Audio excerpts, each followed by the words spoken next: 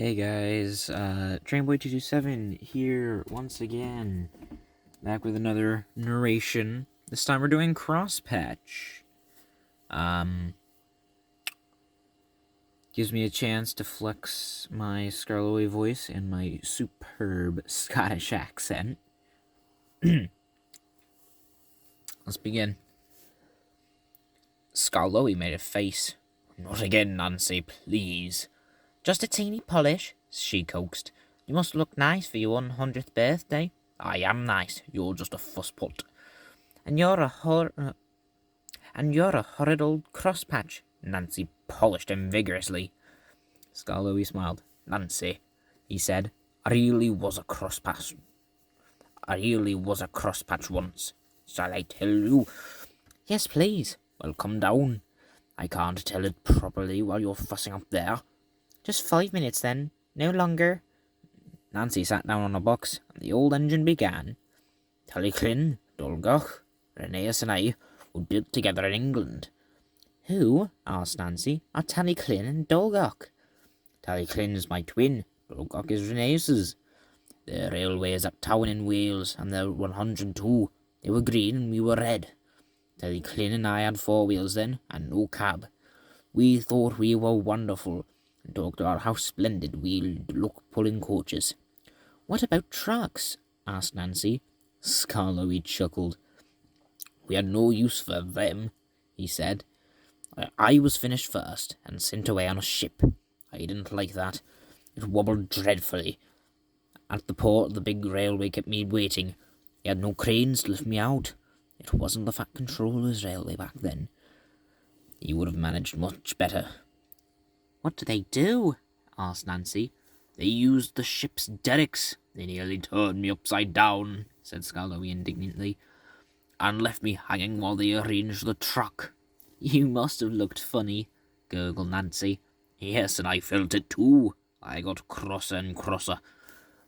They fastened me to the truck at last, and an engine took me away. His name was Neil. He was ugly but kind, and we were soon friends. So you're bound for the wee railway," he said. "You must put some order into those trucks. The evers they make, you'd hardly believe." I didn't like the sound of that, but I was too tired to say anything. Plenty of people were waiting when we got there, but they weren't used to engines. It was dark before I was on my rails. Then they left me, lonely and unhappy, and wishing Rheneas would come. Trucks were everywhere next morning. Suddenly, with a rattle and a roar, a train of loaded ones came in. I was surprised. "There's no engine," I said. A workman laughed. "They've come down by gravity," he said. "The empty ones need pulling up, though. That's why you've come." "But they can't go up by... But can't they go up by gravel, whatever you said?" No. He's young. He needs to be younger." "But can't they go up by gravel, whatever it was you said?" "Gravity only brings things down. We need horses or engines like you to pull them up." "What? Have I to pull trucks?" "Of course." "I won't. I want coaches." He just laughed and walked away. Soon, Mr. Mac, the manager, arrived with some men. He showed them my parts from a book. "We're going to steam you, Skarloey," he said. "Can I pull coaches, sir?" "No, certainly not." I gave him such a look.